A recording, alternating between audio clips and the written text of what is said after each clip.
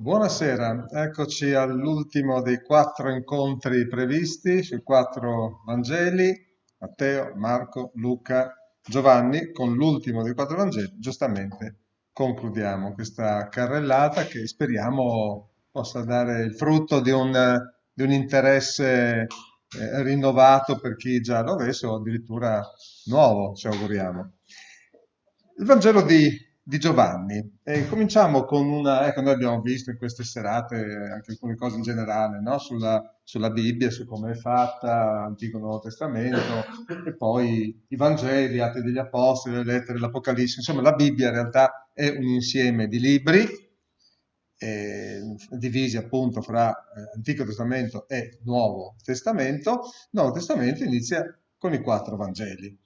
Quarto Vangelo e Giovanni, io subito passo a una immagine sulla quale non mi soffermo a lungo, anche se ci sarebbe molto da dire. Vuol dire, ma che cosa sono questi due straccetti di cose? Questi due straccetti mi sembra di ricordare che siano circa 8-9 centimetri di altezza, quindi veramente un pezzettino di carta che è stato ritrovato però il secolo scorso, questo fronte e retro, con pochissimi versetti dal capitolo 18 del Vangelo di Giovanni, appunto.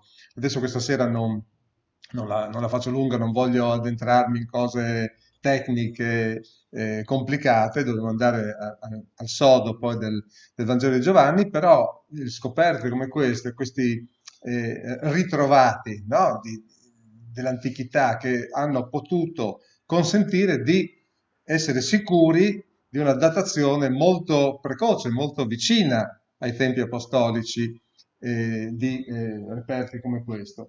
E questo ha consentito di dimostrare che, al di là di quanto dicono molti scettici sulla composizione dei Vangeli, sulla loro datazione, eccetera, in realtà il Vangelo di Giovanni è un Vangelo che appartiene sicuramente al primo secolo d.C., all'epoca apostolica, e ce n'erano già delle copie all'inizio del secondo secolo d.C.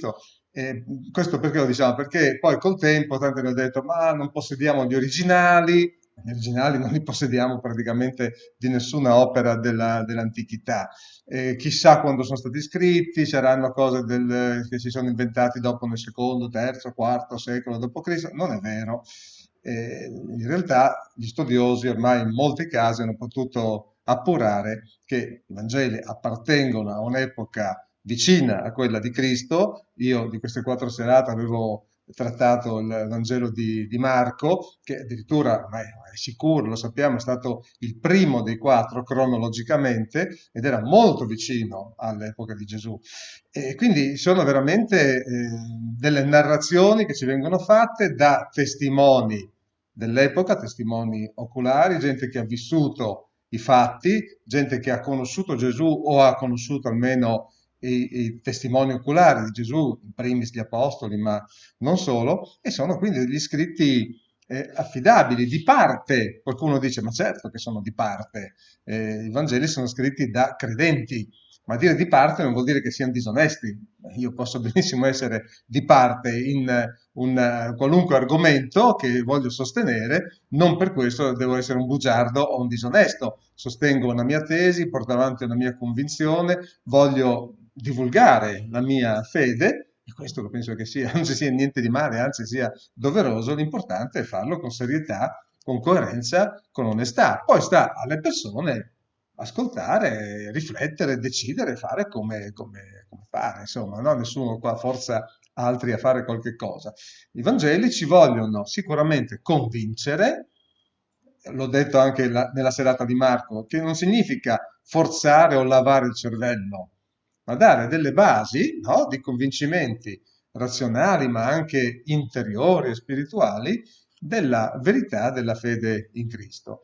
E questo vuol fare il Vangelo, lasciando poi ogni uomo libertà di scelta. Il Vangelo di Giovanni allora appartiene sicuramente al primo secolo d.C., quindi all'epoca apostolica, e viene datato fra il 90 e il 100 d.C., quindi in poche parole, se vogliamo essere così, gli ultimi anni del secolo. Ecco, questa è la finestra cronologica entro la quale possiamo più credibilmente collocarlo, che d'altronde è il periodo in cui viveva ancora l'Apostolo Giovanni, che come diremo questa sera è vissuto molto a lungo, è stato l'Apostolo più longevo, ma fra poco ci torniamo su questo.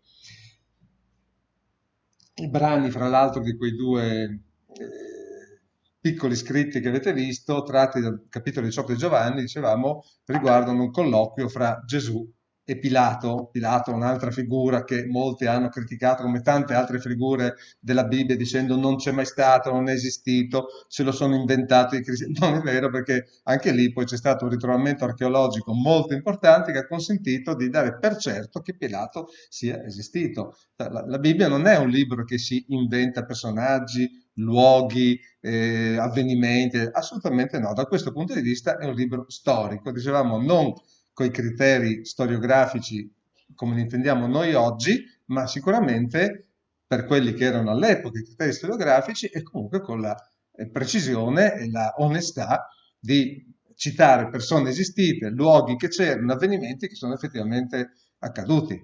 Su questo, diciamo, non c'è alcun dubbio. Allora, abbiamo detto, Vangelo di Giovanni, data fine primo secolo d.C., l'autore appunto Giovanni. Chi è questo Giovanni?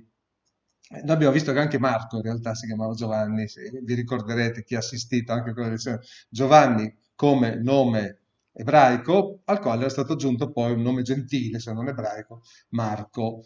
Giovanni, che poi significa grazia di Dio, dono di Dio. Ecco, un bel nome, anche un bel significato. Ma chi era questo Giovanni? Noi troviamo nei Vangeli che era fratello di Giacomo, Giacomo il maggiore, lui l'apostolo, figlio di un certo Zebedeo. Così.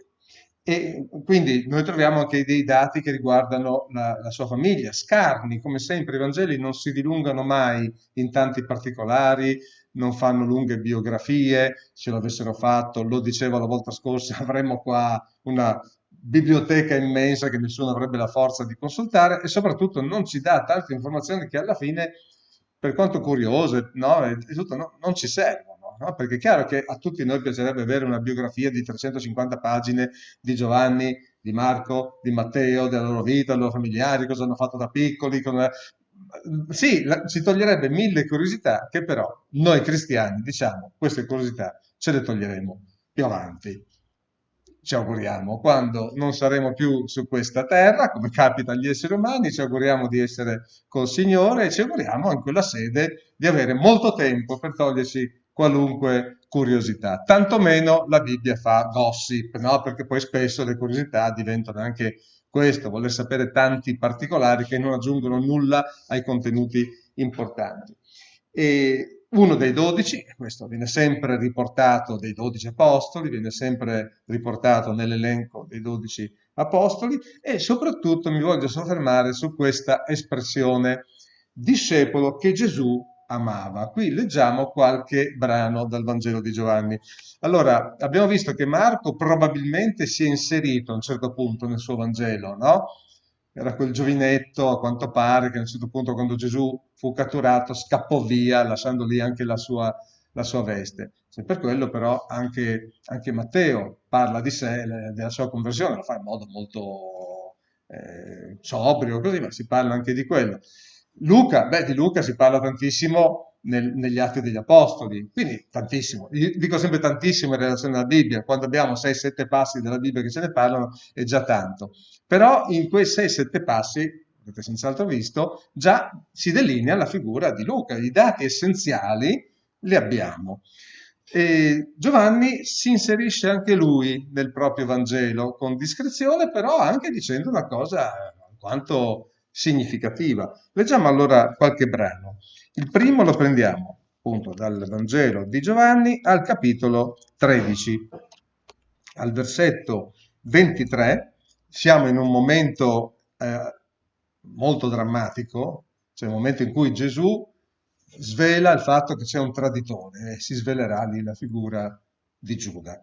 E uno dei discepoli, dice Giovanni 13:23, quello che Gesù amava era appoggiato sul petto di Gesù, mentre erano assieme, c'è stata l'ultima cena, c'è stato il momento in cui hanno condiviso gli ultimi momenti assieme, in questa fase, perché dal capitolo 13 in poi sono proprio gli ultimissimi giorni di Gesù, e anche gli ultimi momenti di intimità fraterna fra Gesù e i suoi discepoli.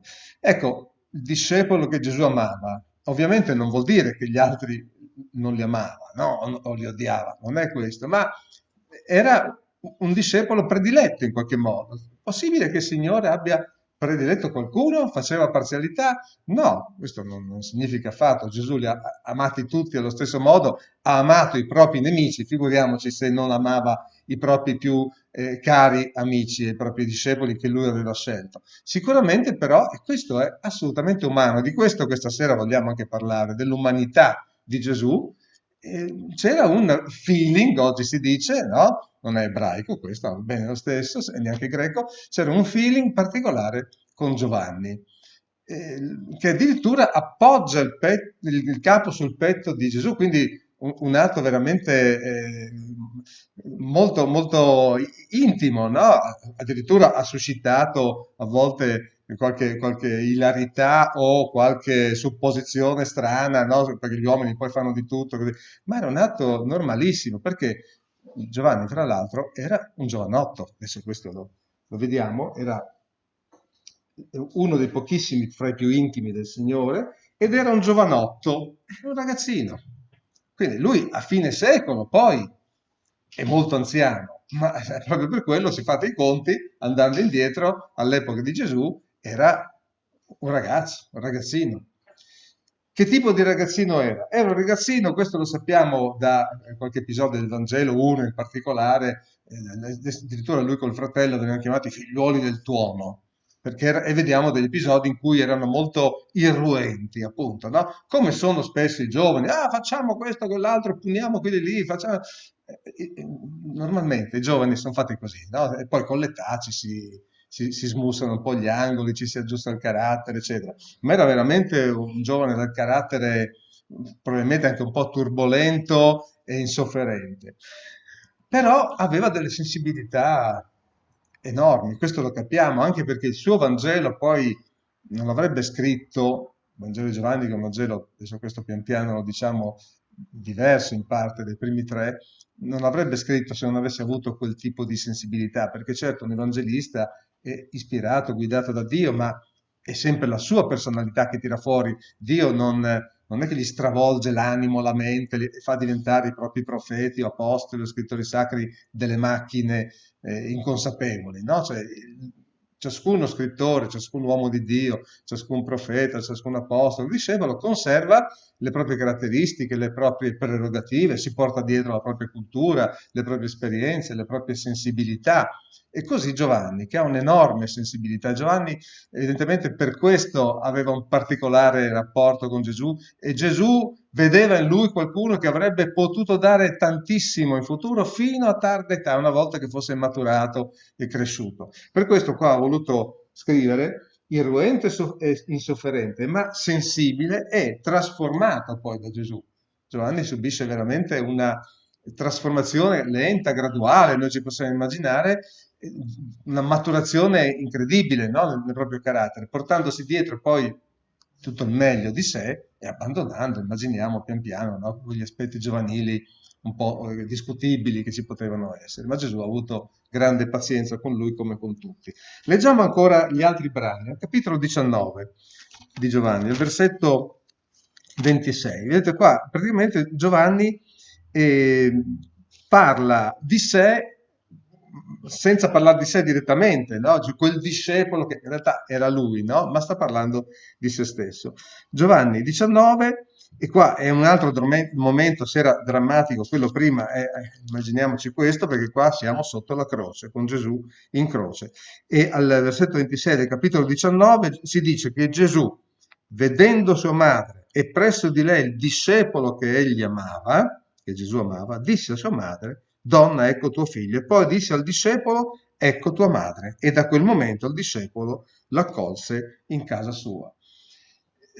Maria è ovviamente straziata di fronte a questa scena che possiamo solo provare a immaginarci, una madre che vede il figlio ridotto a brandelli da uno dei peggiori supplizi che l'umanità sia riuscita a concepire una delle peggiori torture che si siano concepite nella storia umana, e tutti gli altri discepoli non ci sono. La famiglia di Gesù ancora non credeva in lui, questo lo sappiamo dai Vangeli. Quindi Maria è lì, una donna sola sotto la croce, ma c'è un discepolo, perché anche gli altri discepoli si sono dileguati nel frattempo, per paura e via dicendo. È rimasto uno, Giovanni, che da quanto sappiamo dal Vangelo aveva probabilmente un po' più di coraggio, ma anche una sorta di lasciapassare, un po', ha potuto avvicinarsi a Gesù in momenti difficili nel processo, quando lo trasportavano da una parte all'altra, e ha anche potuto andare sotto la croce, forse senza paura di essere catturato, forse con un po' di paura, ma anche di fiducia che per certe relazioni che c'erano fra la sua famiglia e le famiglie sacerdotali non l'avrebbero toccato. Non lo sappiamo, sta di fatto più di tanto almeno. Sta di fatto che Giovanni è lì.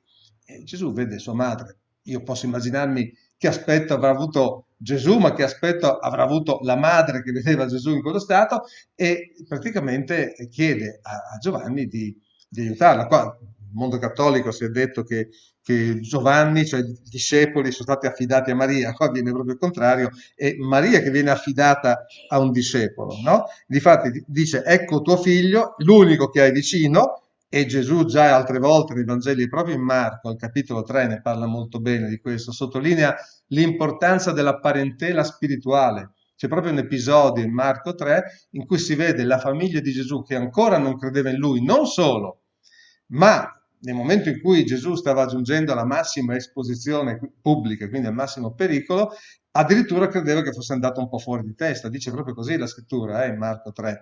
Credevano che fosse andato fuori di testa, lo potremmo tradurre così, cioè che fosse ormai stesse sbandando proprio a livello nervoso, no? E mentale. E vanno a cercare di recuperarlo. Sappiamo più avanti che poi i fratelli capiranno, eccetera, eccetera, ma in quel momento era così.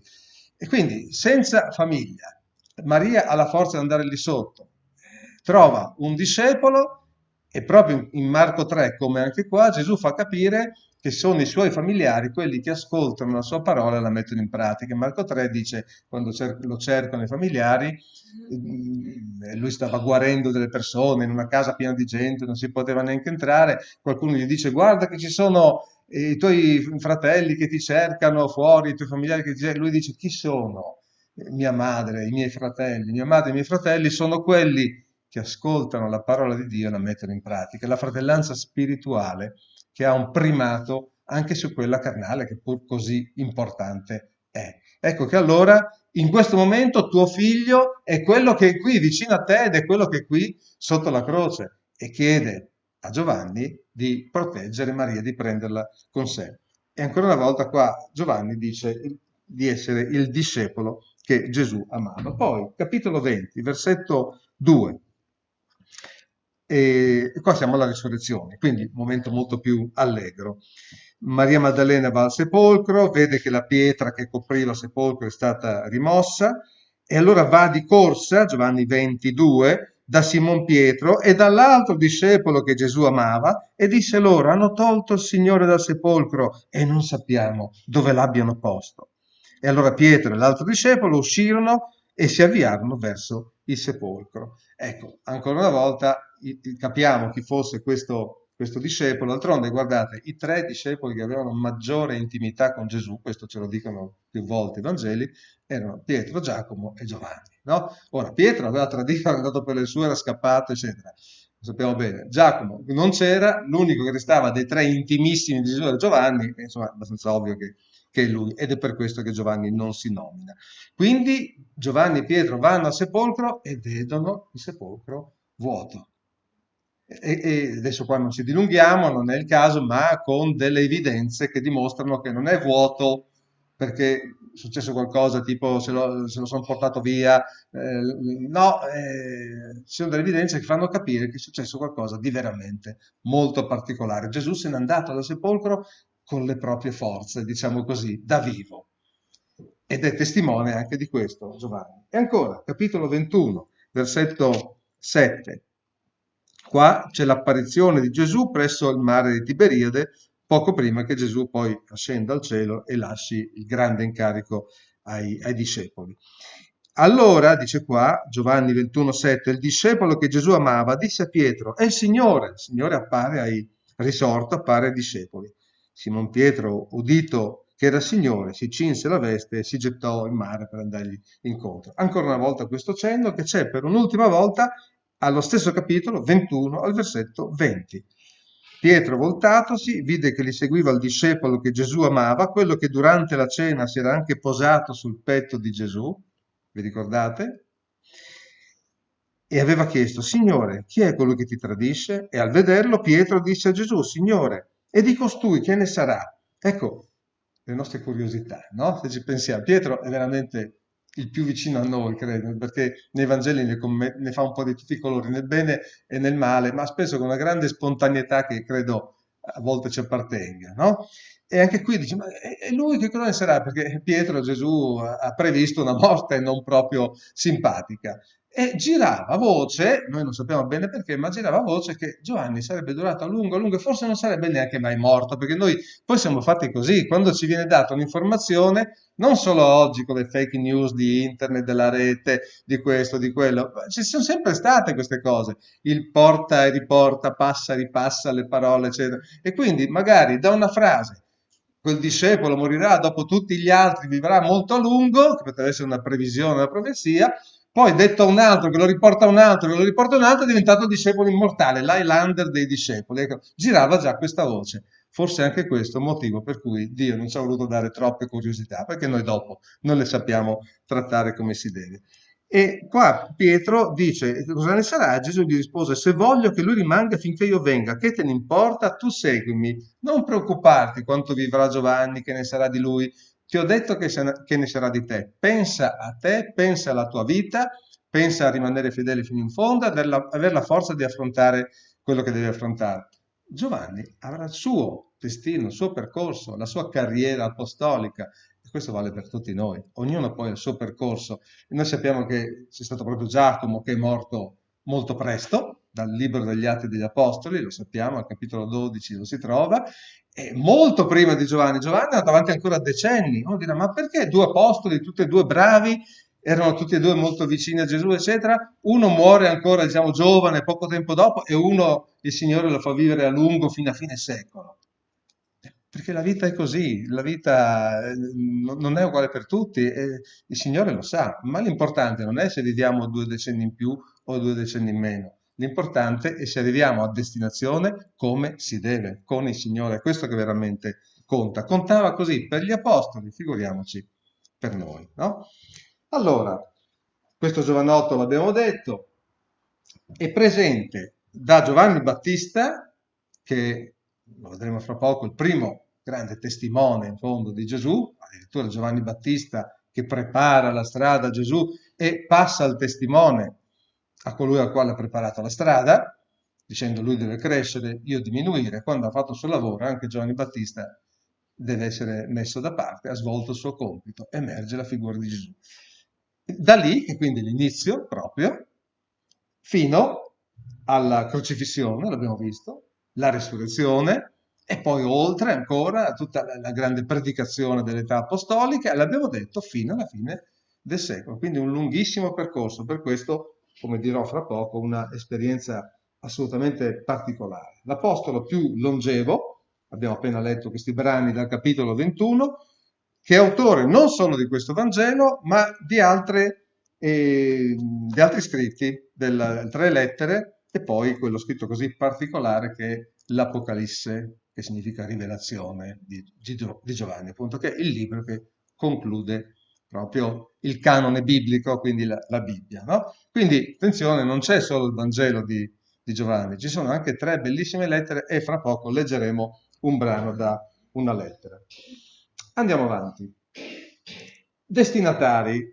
Qua ci intendiamo, noi diciamo sempre delle cose che non devono essere lette come degli assoluti, sono indicative, come quando si dice Matteo ha scritto per gli ebrei, allora io non sono ebreo, non mi leggo Matteo, no? Marco ha scritto per i romani e io sono di Firenze, no, adesso a parte le battute, vuol dire ogni Vangelo dei tre sinottici aveva dei destinatari primi, particolari, sicuramente, ma in questo sono sempre universali, quindi c'è in prima battuta un destinatario, ma poi ovviamente il pubblico si allarga verso tutto il mondo, questo è lo scopo del Vangelo, però è vero che c'era questa prima destinazione. E allora Marco che scrive più per il mondo romano, Luca che scrive per un mondo greco più raffinato, ma oggi ci torniamo su questo, Matteo più e prima per il mondo ebraico. A tirare un po', se vogliamo, no, le somme di tutto questo, a integrare i tre Vangeli che abbiamo detto sinottici, che possiamo leggere con uno sguardo comune, che hanno delle differenze anche notevoli a volte, però seguono un canovaccio comune, no? Per questo li chiamiamo sinottici, a integrarli, a completarli, a coronarli in qualche modo, arriva proprio il Vangelo di Giovanni, che noi diciamo Vangelo universale, non perché gli altri non siano, lo ripeto, no? Ma nasce proprio così. Nasce proprio così. Ormai a fine primo secolo Giovanni già getta uno sguardo sui secoli o millenni che seguiranno e con questo Vangelo corona un po' tutto il lavoro di questi 4 punti cardinali che ci rimangono. Illustra usanze e terminologie giudaiche perché? Proprio perché immagina che lui scrive, vive a Patmos dove è in esilio, scrive e vive a Efeso, cioè circola in zone dove la gente non è molto esperta di usanze, termini e storia degli ebrei e dei giudei e quindi si premura di spiegarle proprio. È frutto di un'esperienza più che straordinaria, ecco. Non era straordinaria l'esperienza degli altri apostoli? Sì, ma avrete già capito che quella di Giovanni lo è un po' di più. Nessuno ha avuto il percorso che ha avuto lui, questo è fuori di dubbio. Dall'inizio, da ragazzino, fino quasi centenario, novantenne, centenario, alla fine ultimo rimasto. Con una storia poi incredibile, sia all'interno del Nuovo Testamento che come storia poi, diciamo, che non è registrata dal Nuovo Testamento. E qui voglio leggervi, come promesso, quel brano da un altro suo scritto. Siamo alla prima lettera di Giovanni. Abbiamo detto il Vangelo, 3 lettere, 2 molto brevi, una un po' più lunga, 5 capitoli, e poi l'Apocalisse. Dalla prima lettera di Giovanni al capitolo 1, proprio all'inizio, al versetto 1, leggiamo così. Quello che era dal principio, quello che abbiamo udito, quello che abbiamo visto con i nostri occhi, quello che abbiamo contemplato e che le nostre mani hanno toccato della parola della vita, tra poco vedremo cosa intende per la parola della vita, e la vita è stata manifestata e noi l'abbiamo vista e ne rendiamo testimonianza e vi annunciamo la vita eterna che era presso il Padre ed è stata manifestata a noi, quello che abbiamo visto e udito noi ve lo annunciamo, affinché anche voi abbiate comunione con noi e la nostra comunione è col Padre e col suo Figlio Gesù Cristo. E vi scriviamo queste cose affinché la vostra gioia sia completa. Qua c'è un affinché di Giovanni. Un altro poi lo troveremo nel Vangelo. Perché scrivo queste cose? Le scrivo con uno scopo. E questo facciamo molto bene attenzione. L'abbiamo detto, i Vangeli ci riportano notizie che ci devono essere utili, meglio ancora, necessarie e sufficienti. Dio questo ci ha voluto riportare per la nostra fede, per la nostra gioia, come dice qua, per la nostra vita.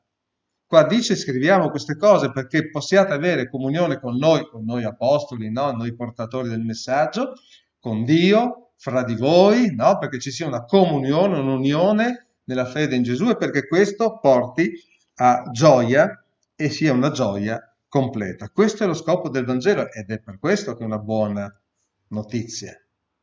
Ma cosa dice qua Giovanni? Noi abbiamo, tutti i sensi sono coinvolti qua. Noi abbiamo udito, noi abbiamo visto, noi abbiamo contemplato, che è più di vedere. Vedere, io sto vedendo, contemplare è quando cerchiamo di entrare nel profondo di ciò che stiamo vedendo. Io posso guardare un campo o posso contemplare la natura, sono due cose diverse. Come guardo, con quale scopo, con quale atteggiamento, con quale predisposizione interiore. Di solito quando semplicemente vedo le cose passano via, te le dimentichi, non ti soffermi. Contemplare vuol dire fermarsi sulle cose, andare in profondità, cercare di entrare in sintonia, in sinergia con quello che stai vedendo e riflettere, meditare e tirare le somme di quello che stai contemplando. Questo significa. E che le nostre mani hanno toccato. E Giovanni addirittura appoggiava il capo sul petto di Gesù. E è un'esperienza incredibile che lui qua riporta, dice che questa esperienza non la farà più nessuno. È chiaro, no? Fisicamente non la farà più nessuno, ma noi vogliamo trasmettervela per come è possibile affinché abbiate comunione con noi e con il Signore. E allora, frutto dell'esperienza più che straordinaria e, così per citare ogni tanto qualche scrittore antico, ma ne potremmo citare anche altri, anche lo stesso Papia di Gerapoli che citavamo per Marco, Ireneo, altri scrittori fra il secondo, terzo, quarto secolo, Eusebio di Cesarea, eccetera. Molti dicono che cosa i cristiani dei primissimi secoli sapevano di Giovanni e riportano anche che attribuivano questo Vangelo appunto a Giovanni. E Clemente Alessandrino, in questo caso, terzo secolo d.C., disse che Giovanni col suo Vangelo, conduce dalle cose corporee, dice proprio così, scrivendo in greco, no? Dalle cose corporee, quindi materiali, tangibili, no? Abbiamo visto Giovanni, abbiamo toccato, abbiamo visto, abbiamo udito, no? Proprio tangibili, i sensi possono percepirlo, però da lì conduce a quelle spirituali. Che attenzione, non è qua in opposizione, in antitesi a materiali, perché quando io medito su quel bellissimo tramonto, quel bellissimo campo, non è che escludo la materia, è proprio sulla materia che mi baso per poter contemplare e meditare, quindi non la sto escludendo, ma la sto guardando in modo diverso da quello distratto e usuale. E anche col Vangelo è così. Possiamo leggerlo come un libro, come qualunque altro, materiale, o possiamo cominciare a contemplare, entrare dentro quello che stiamo leggendo. E anche quando c'era Gesù in carne e ossa, potevi semplicemente andare con la folla a guardarlo, ad ascoltare delle parole, a vedere che faceva un miracolo e a non capire niente. E succedeva a tantissime persone, perché andavano soltanto a curiosare, a vedere, ad assistere, ma non a meditare, a riflettere, a cercare di capire, a entrare in profondità e a contemplare e a tirare le somme di quello che stavano vedendo. Questo vuol dire spirituale, non tanto opposto a materiale, ma nel senso di cose attinenti alla profonda sapienza divina. Lui è questo che ricerca. Quando leggete o leggerete il Vangelo di Giovanni, di questo vi accorgerete, che lui presenta dei fatti, lo fanno anche gli altri evangelisti, sia chiaro, come sempre, ma in Giovanni questo avviene molto di più, va più in profondità. Ha il tempo e il modo di farlo perché ha avuto alle spalle gli altri tre Vangeli, che hanno già messo lì tutto il materiale necessario e hanno già fatto i primi approfondimenti, ma lui riesce ad andare ancora più a fondo. E da episodi, di fronte ai quali noi passeremo via abbastanza così, lui no, scava, ci fa vedere veramente il cuore, la profondità dell'episodio. E quindi diventa qualcosa di meraviglioso per noi, no? Questo, perché ti fa entrare dentro le cose, ti dà quei segni, come fra poco diremo, no? Quei segnali, quelle indicazioni che ti spingono oltre la mera materialità dei fatti, per cogliere quella che è la realtà significata, cioè la realtà che ti viene presentata materialmente, ma che ha un significato che ti deve trasmettere qualcosa in più del mero fatto. Allora forse faremmo meglio a dire un Vangelo simbolico. Simbolico deriva da un verbo greco simballo che significa mettere assieme, no? E cosa fai? Allora, quello che fa il poeta, che fa il pittore, ma che fa ciascuno di noi alla fine, noi viviamo di simboli. Guardiamo delle cose e ogni cosa ci indica qualcos'altro. È simbolo però di qualcos'altro, solo che a volte lo facciamo in modo puramente inconsapevole, meccanico. Poi il poeta, il letterato, il pittore, il musicista porta consapevolezza ed esprime un po' per tutti quello che in fondo tutti facciamo. Da un aspetto che abbiamo davanti della natura, di una persona, di una costruzione, di qualcosa, vediamo qualcosa di più, qualcosa di oltre. Un simbolo di una realtà altra, diversa, superiore. E allora mette assieme le cose, mette assieme due o più aspetti, li connette e cerca di fare in modo che ci sia un quadro più completo, che non si resti soltanto all'immagine. Noi diciamo oggi si vive nella civiltà dell'immagine, no? Ecco, è una cosa bellissima da un lato, che le immagini sono una cosa stupenda, fotografie, filmati, dipinti, cose, però attenzione che si rischia sempre di rimanere alla superficie, specialmente quando le immagini sono tante. Quanti miracoli ha fatto Gesù? Giovanni dice alla fine del suo Vangelo, dovessimo raccontare tutte le cose che ha fatto, non basterebbero i libri di questo mondo, per dire, ne ha fatte tantissime. E c'è gente che ne ha viste tantissime e non ha capito niente. Perché come oggi, quando vai che so, in rete, consulti 1000 siti, 1000 immagini, e alla fine non ti resta quasi nulla. Credi che ti sia rimasto qualcosa, ma non è così. C'è un esempio in un altro Vangelo, quello di Luca, in cui viene usato ancora questo termine, no? Questo verbo mettere insieme che poi diventa il messo insieme, il simbolico, no? Proviamo a leggerlo perché ci fa capire, credo, parecchie cose.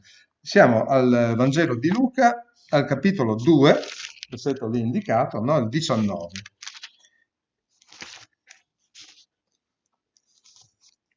Allora, Maria ha ricevuto l'annuncio che avrebbe concepito Gesù per lo Spirito Santo e da lì tutta una serie di questioni incredibili, no? Questa ragazzina che si trova proiettata in un mondo che fino a poco prima non avrebbe mai potuto neanche sognare e sospettare. E avviene un po' di tutto.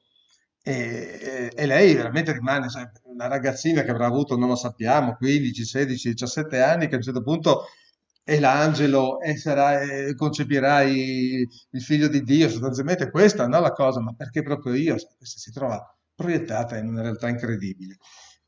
Cominciano a succedere un po' di cose e qua ci dice giustamente, Luca 2,19, scusate ho perso il segno, ecco, ci dice Maria custodiva tutte queste parole e tutte le cose che accadevano, meditandole in cuor suo. Ecco, se voi a casa avrete la pazienza di leggere il capitolo 1 e il 2 di Luca fino a questo punto, vedere tutto quello che è successo fino a quel momento, questa serie di casi, di questioni, di avvenimenti, di discorsi, questa ragazzina, io me la vedo frastornata, no? Frastornata, e cerca di mettere insieme, ecco, di capire da tutta quella congerie di fatti, di parole, di cose che succedono, che cosa debba pensare, come possono essere messe insieme, cosa significhi tutto quello.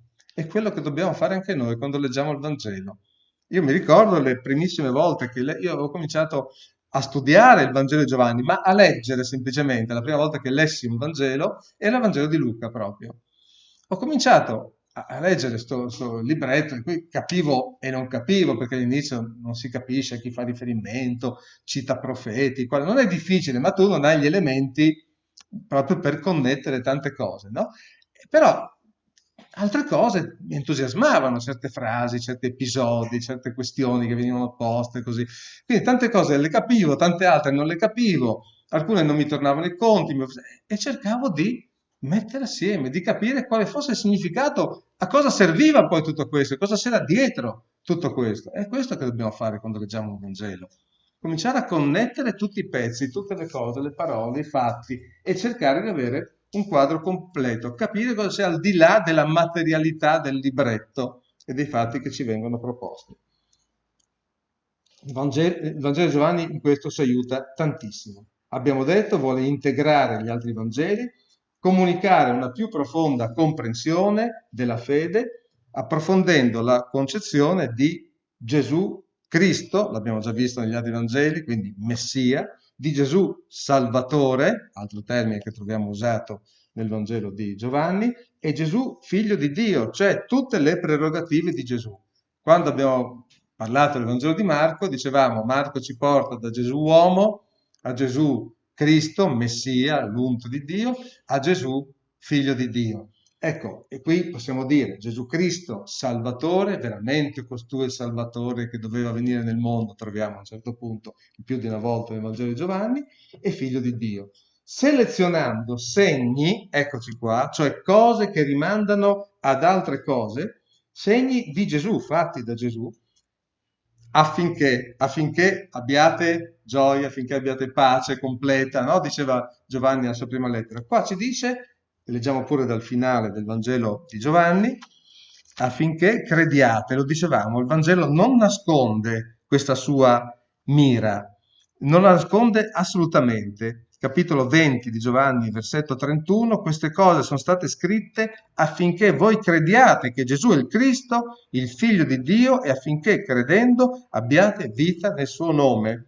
Non è che si tira indietro, che non te lo dice, che ti vuole piazzare il prodotto di traverso. No, noi scriviamo queste cose con questo scopo. Non è detto che lo si raggiunga, ma questo è lo scopo che noi abbiamo nello scrivere quello che scriviamo, nel riportare la nostra testimonianza.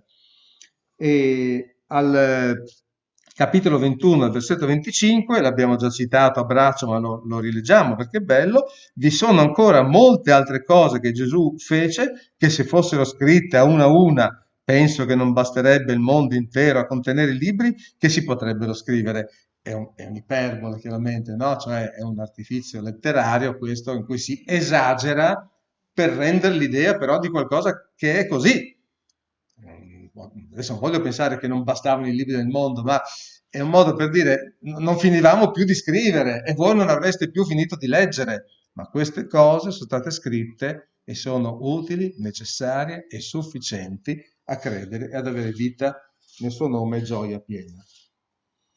Sicuramente c'è anche il fatto di confrontarsi con la cultura e la filosofia greca. Abbiamo visto Giovanni che è a Patmos, che è a Efeso, e lui lì vive molti anni a confronto con questa realtà, con questa cultura.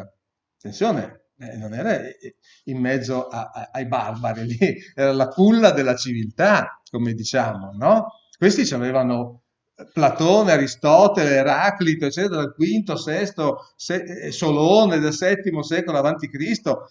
Insomma, era gente che a livello di produzione letteraria, filosofica, artistica, architettonica, tutto, lo sappiamo tutti, no? Che questa è stata la grande culla della nostra civiltà. Giovanni si trova in quel mondo e si deve confrontare, e non è un confronto facile, eh. Tu stai portando la realtà di un carpentiere, falegname della Galilea, che parlavi con uno di Efeso, manco sapeva dove stava, no? È come quando tu a uno di, che so, di Oslo, di New York, gli parli di Tolmezzo, dove ho abitato io per un tempo, della Cagna, di chi è, dov'è, dove sta sto posto, ecco, devi dirgli che uno qualunque venuto da lì è il figlio di Dio, è il tuo salvatore, non è mica facile, eh? Dice, ma come, io so Platone, Aristotele, tu mi vieni a parlare, cosa ha fatto, cosa ha scritto? Niente.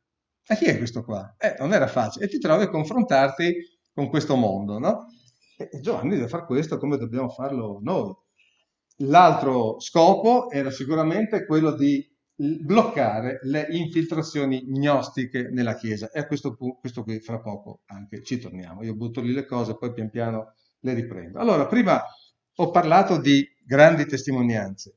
Dalla prima di Giovanni Battista, che già dal capitolo 1, colui che prepara la strada del Signore, dice: ecco l'agnello di Dio che toglie il peccato dal mondo.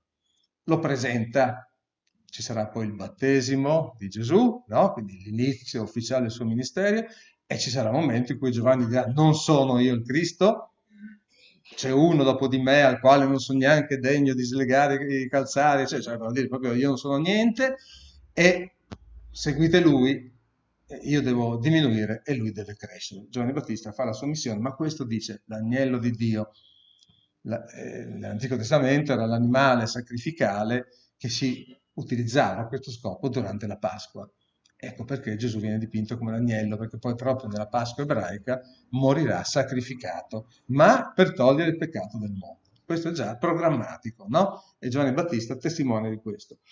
Fino alla fine, alla testimonianza finale, dove Giovanni Apostolo dice: questo è il discepolo che testimonia, no? Se voi leggete Giovanni 21-24, lì Giovanni fa una incursione, no? Nella sua narrazione, parlando a questo punto in prima persona di sé, non più il discepolo che Giovanni dice: questo sono io, sono il discepolo che testimonia delle cose che ha visto, come abbiamo visto in prima Giovanni 1, no? Prima lettera di Giovanni 1, le cose che abbiamo visto, udito, eccetera, va bene? In mezzo a queste due grandi testimonianze, quella iniziale e quella finale, ce ne sono poi tante altre, di discepoli, di persone qualunque, di questo, di quell'altro. Io adesso ne ho segnati qua un po', se volete molto brevemente ne vediamo qualcuna. Al capitolo 4, per esempio, ecco, visto che prima l'ho citata un po' di sfuggita, quando Gesù incontra una donna samaritana, pian piano la porta alla comprensione delle cose, lei va alla gente del suo villaggio, riferisce quello che ha visto, i dialoghi che ha fatto con Gesù e se andiamo al capitolo 4, versetto 40, questi samaritani vennero da lui, da Gesù, lo pregarono di restare con loro, vi rimase lì 2 giorni e molti di più credettero a motivo della sua parola, della parola di Gesù. Ed essi dicevano alla donna, non è più a motivo delle tue parole che noi crediamo, ma perché noi stessi abbiamo udito e sappiamo che costui è veramente il Cristo, ecco qua, il Salvatore del mondo. Alla fine degli episodi troviamo queste testimonianze, no? Questi samaritani che si trovano di fronte improvvisamente a questa realtà incredibile, hanno il buon cuore, la buona volontà di ascoltare Gesù, di stare lì con pazienza, e dico, ma qualcosa di grande. Già i discepoli l'avevano detto, tu sei il Salvatore del mondo. E poi si va avanti.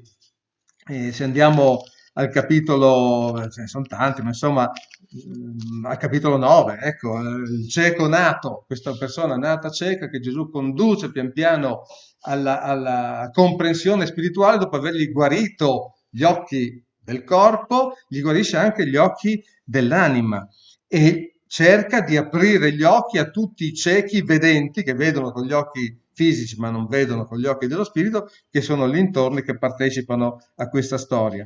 E quando alla fine dell'episodio il cieco, l'ex cieco ormai, dice, ma chiede al Signore chi è, no?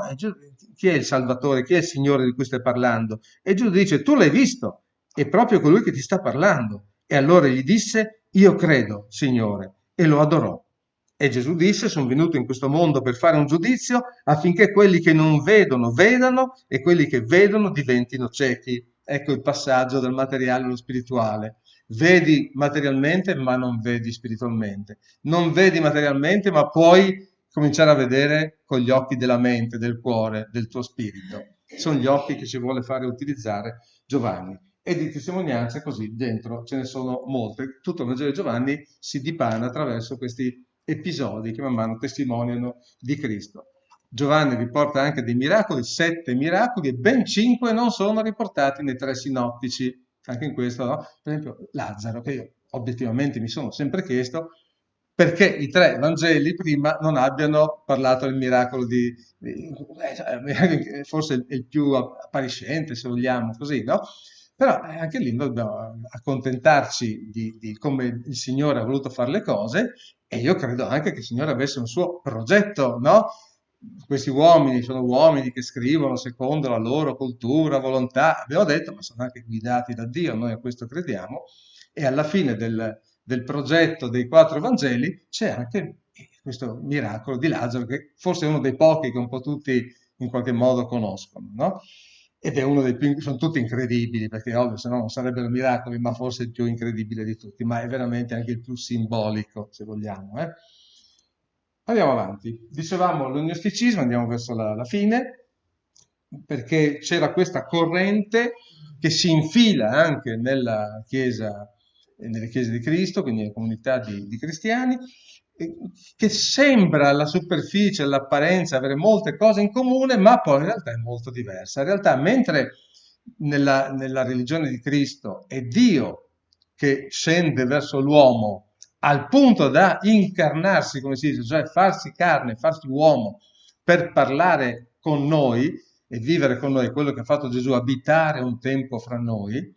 Quindi è Dio che si abbassa fino alla materia e all'umanità, il creatore che diventa creatura per comunicare con noi, ma non solo, per guidarci e per sacrificarsi per noi, per morire per noi e per salvarci. Quindi l'atto di umiltà, di amore più grande che si possa trovare nell'universo. Per gli gnostici no. Secondo loro è l'uomo che si innalza verso Dio, ha il potere di innalzarsi verso Dio e di diventare sostanzialmente egli stesso un Dio.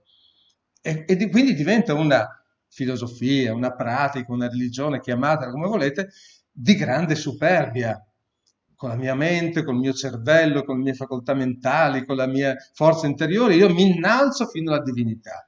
Mentre il discorso di Cristo è o mi abbasso io da te o tu a me non ci arriverai mai. Noi non arriviamo a Dio, è Dio che può venire da noi se lo vuol fare e lo ha voluto fare. sul gnosticismo potremmo fare 4 conferenze, ma la sostanza è questa. Da questo punto di vista gli gnostici dicevano che la carne era male, che non era possibile che Dio si fosse fatto uomo. Loro, che derivavano da filosofie greche, eccetera, eccoli i platoni che li spuntano fuori, eccetera, dicevano la materia è stata fatta da un demiurgo, che non era un dio creatore, ma era un dio plasmatore di una materia che già c'era.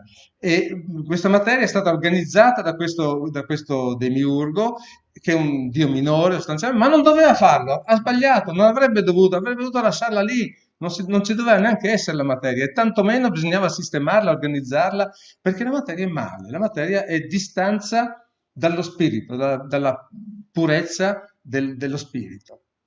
E allora se la materia è male, come ha fatto Dio a entrare nella materia? La parola di Dio, ecco Giovanni 1, farsi carne. Non è possibile. Come non riuscivano a capire come mai un Dio buono avesse potuto creare materia che è cattiva. Perché è cattiva? Perché si corrompe, perché la materia finisce, perché la materia è deperibile, perché la materia non, ovviamente si disgrega, poi si ricompone, ma non ha stabilità.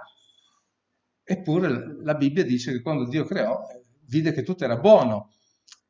Quindi noi crediamo che la materia in sé non sia male, assolutamente, l'abbiamo detto, spirituale non è contrario a materiale, ma è uno spirituale che entra nel materiale, che in qualche modo dà senso, scopo e vita a ciò che è materia. Anche quando risusciteremo, come mi auguro, un corpo lo avremo, non sarà un corpo di questo mondo, ma sarà sempre un corpo. La risurrezione è una risurrezione in un corpo, adatto a vivere da altre parti, ma sempre un corpo sarà. Gli gnostici avevano queste loro convinzioni, gnosis, conoscenza, ma una conoscenza segreta, riservata a pochi, illuminati.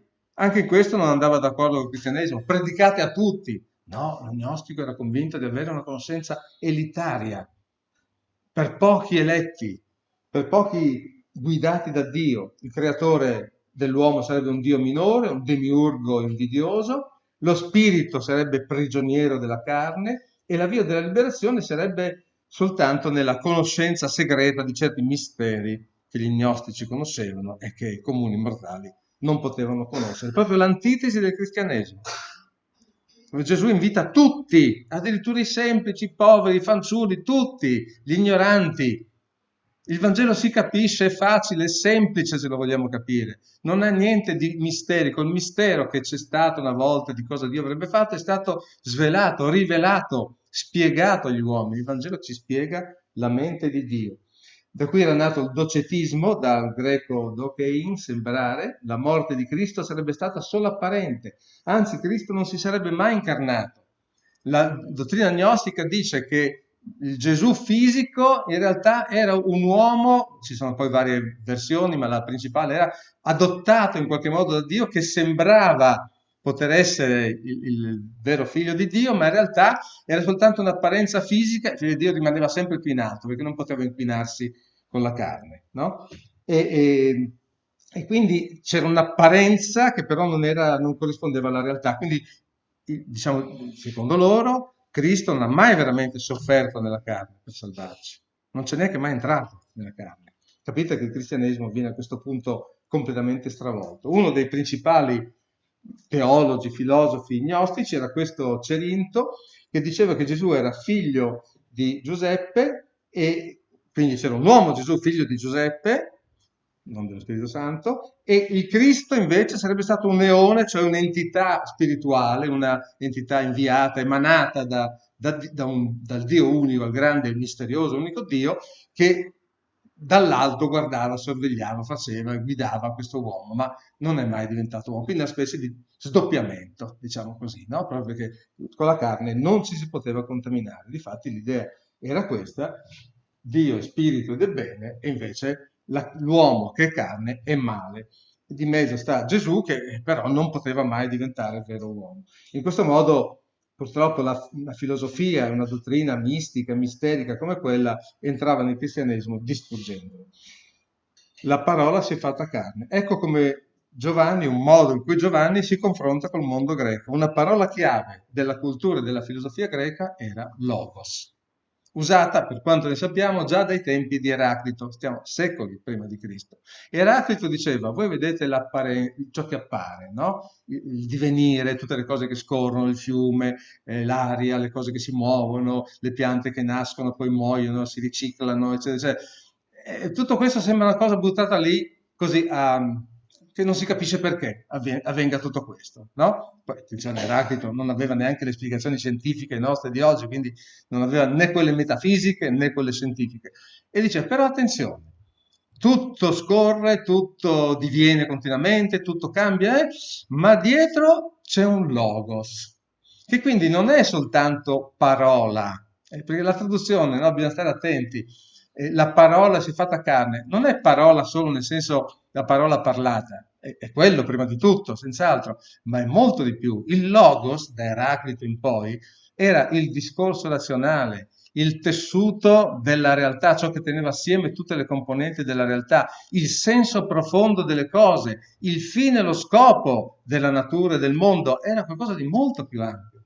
Allora, quando Giovanni nel suo Vangelo all'inizio dice in un mondo greco che ha questo linguaggio e questi significati, Giovanni 1.1, nel principio era la parola era presso Dio, la parola era Dio e la parola era nel principio con Dio, tutte le cose sono state fatte per mezzo di lui o di lei, la parola, e senza nessuna delle cose fatte è stata fatta. E va avanti così, dice, nella parola era la vita, e la vita era la luce degli uomini, e poi continua e dice al versetto 14, la parola si è fatta carne, alla faccia degli gnostici, no? Si è fatta carne ed ha abitato per un tempo fra noi. E noi abbiamo contemplato, vi ricordate? Prima Giovanni 1.1? Abbiamo contemplato la sua gloria come gloria dell'unigenito proceduto dal Padre, piena di grazia e di verità. In questo momento lui sta dicendo al mondo greco quel senso delle cose, quell'armonia profonda del tutto, quell'origine, arché dicevano i greci, no? L'origine, il punto iniziale del tutto e il fine di ogni cosa, il tessuto che connette ogni aspetto della realtà, il principio e la fine, l'alfa e l'omega, come di altre parti della scrittura, e Cristo si è fatto uomo. La parola si è fatta carne, ha abitato in un uomo. E questo uomo poi con noi ha parlato, si è dato la parola anche proprio nel senso di predicazione, di linguaggio, di comunicazione e ci ha comunicato la mente, l'anima, il cuore, diciamo così, mi esprimo umanamente, il cuore di Dio. La parola Logos si è fatta carne. Questo è il vero credo cristiano, anche prima Timoteo 3,16, poi se abbiamo un attimo di tempo magari alla fine lo leggiamo, e Giovanni ci dà dei momenti in cui in un solo versetto condensa, se vogliamo, tutto il Vangelo. Lo voglio leggere, io l'ho chiamato così, ma non sono io il primo che l'ho chiamato così, il Vangelo in miniatura. Giovanni 3, versetto 16, perché Dio ha tanto amato il mondo. Perché ha fatto questo? Perché ha amato il mondo. Per Dio farsi uomo non è come per noi farci formica, è molto peggio, perché noi e la formica siamo sempre due creature, ma per Dio è il creatore che si fa una creatura e l'ha fatto per amore, ha tanto amato il mondo che ha dato il suo unigenito figlio affinché chiunque crede in lui non perisca ma abbia vita eterna. Dio infatti non ha mandato il proprio figlio nel mondo per condannare il mondo, ma perché il mondo sia salvato per mezzo di lui. In poche parole, siamo già perduti senza di lui. Oggi vedevo delle scene di quei poveri migranti che arrivavano con le barche, i barconi e li andavano a recuperare in mezzo al mare. E lì, a parte la pietà, ovviamente, per la scena che si vede in televisione, ormai mentre si mangia un panino e si beve un bicchiere di vino, ormai si vedono queste cose quotidianamente, però mi è venuta, ecco, per vedere i simboli, i segni, quelle cose che vanno oltre, anche un'immagine di tutti noi, dell'umanità stessa. Noi siamo tutti così. Siamo dei profughi, migranti in mezzo al mare, non abbiamo nessuno che ci salvi, il Signore può farlo. I soccorritori cosa potevano fare con queste persone? Non potevano annegarle. Che senso aveva? Stavano già annegando? Tutto quello che potevano fare era aiutarle a salvarsi. Questo versetto di Giovanni dice la stessa cosa. Siete perduti in mezzo a un mare. È inutile che io venga a condannarvi, cioè basta che vi lasci lì e noi siamo già in quella condizione. Io sono venuto a salvare, a gettare una ciambella di salvataggio, una scialuppa di salvataggio. Questo sono venuto e per farlo ho pagato questo prezzo, mi sono fatto come voi. Avviciniamoci allora alla parola facendo bene attenzione su due punti. C'è un punto in cui Gesù, di fronte ai primi discepoli che arrivano da lui, fa una domanda che dovremmo porci tutti noi. Gesù chiede: che cosa cercate?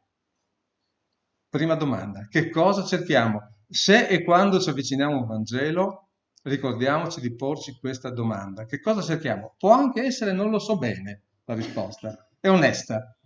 L'importante è che non ci avviciniamo cercando già qualcosa che abbiamo deciso che vogliamo a tutti i costi trovare, perché lì non funziona.